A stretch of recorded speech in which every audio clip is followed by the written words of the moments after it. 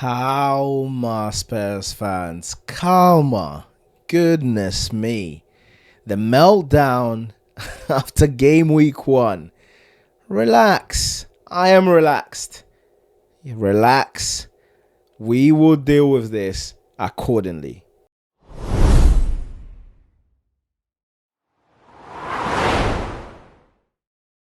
Hello guys, it's your boy Manny here, and my goodness, what have I just watched? What have I just watched? Oh my word. Brentford 3, Spurs 0. Yes, you heard that right. Brentford 3, Spurs 0. But listen, I have to be honest. I'm the same one who's been crashing out, with Thomas Frank last season, crashing out with Conte a few seasons before, etc., etc. I am calm. I am cool, calm, collected. I am relaxed. That was a concerning performance. If you're looking literally, at the end of a tunnel, single-handedly, one-eyed. But if you look at the bigger picture, it was going to happen. I was on the 12-man podcast. I actually predicted 1-0 Spurs, but I did say that my worry was that I was not confident in the team that we were going to be selecting, and that proved right. The team that was selected to start was absolutely horrendous. But I understand that we've gone 2 seasons of having an absolute meltdown in the number of injuries for this club, for this team. And we have to be honest with ourselves. So losing a couple of games, and I know what people are going to say, losing one game at the moment anyway, it does not negate the fact that we need to look after our players. Now, what team started today? We had Kinski in goal. I didn't think he did too much wrong. There was one of the goals, I think it was the second goal, he should have done better. But all in all, he was all right. He didn't have an awful game. He was all right. We then have Archie Gray at right back. Guys, come on. Archie Gray at right back. All them people who wanted Jet Spence to leave, this is why I had an issue with him leaving, because we're not going to buy another player, and we knew we're going to be playing Archie Gray there whenever Porro is not fit. But looking at the bigger picture, Porro will be there. Porro will be back. We then had Van Heck. Van Heck again didn't have that bad a game. He didn't have a good game. He wasn't great. He was just there.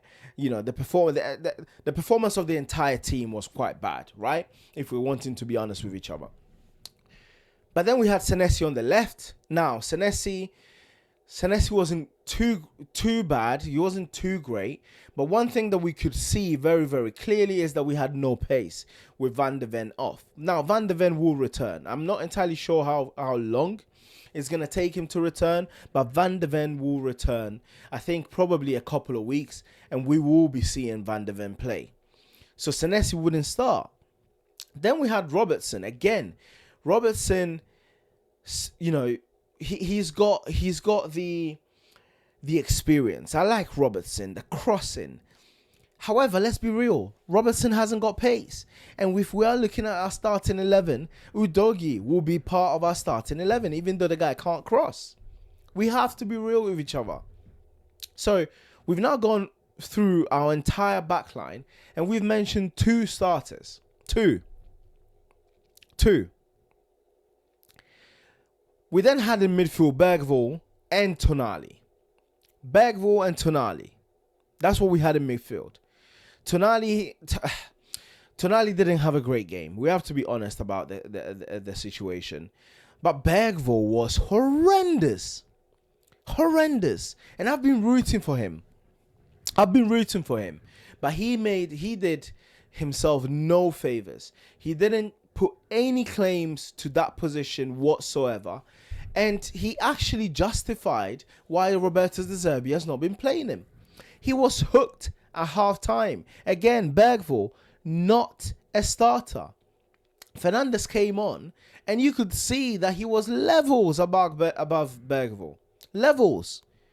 And now I'm starting to regret at the club not pushing to get the 60 million for him. I literally nearly yawned. I wish we were taking the 60 million now. I have to say, I was wrong. A lot of people were right. The likes of Sava, so many people were right. We probably should have sold Bergvall when we could. His valuation has 100% drastically plummeted after that performance. But that's not the point I want to make. The point I want to make is the fact that Fernandes came on and did a much better job. And you could see he is going to be the next starter. It's very clear. So again, now we've talked about 3 starters out of how many? 7 players now. The back 4, the keeper 5, and then the 2 midfielders 7. 3 starters. We then go up top at the top, and we know, again, I know people have been moaning, and to be fair, he's probably showed the more glimpses across the entire team, but you would assume that when Savinho comes in, when Kudus is fit, and I'm hearing he is, when Solanke plays, and when hopefully, because basically what I'm hearing is that Mamouche is coming in, none of that our front 4 that started today starts. Richarlison was abysmal. Tell showed some flashes but was abysmal. Mikey Moore, I can't believe there were people wanting Mikey Moore to start because he scored 2 tap-ins against Hoffenheim. Like, what on earth are people watching? He had 2 or 3 gilded chances, and you could see he is not ready. He is not a whiz kid. He is not at the races. He's not at the level. And I'm not saying he's not going to be at the level in the future. However, we have to be honest with each other and understand and be truthful that players mature at different times. And maybe he might turn out to be the real deal, but he is not anywhere near there at the moment as we speak. Richarlison, awful player. And it's very, very, very clear what we've been saying for the past 2,000 years. Since the inception of the world, we've been saying it. Richarlison will score you some goals, but will offer nothing in the game. Give you a hospital touch. This guy, Everton bid for him. Sell him now. Bring in Mamouche now. And let's have Mamouche and Solanke vie for a place up top. And I'm not saying Solanke is that good. I'm not saying that. But what I'm saying is that we can't be going... I mean, we all knew that, right? We all knew we could not be going in this season with the strike force that we have. And that has proved right.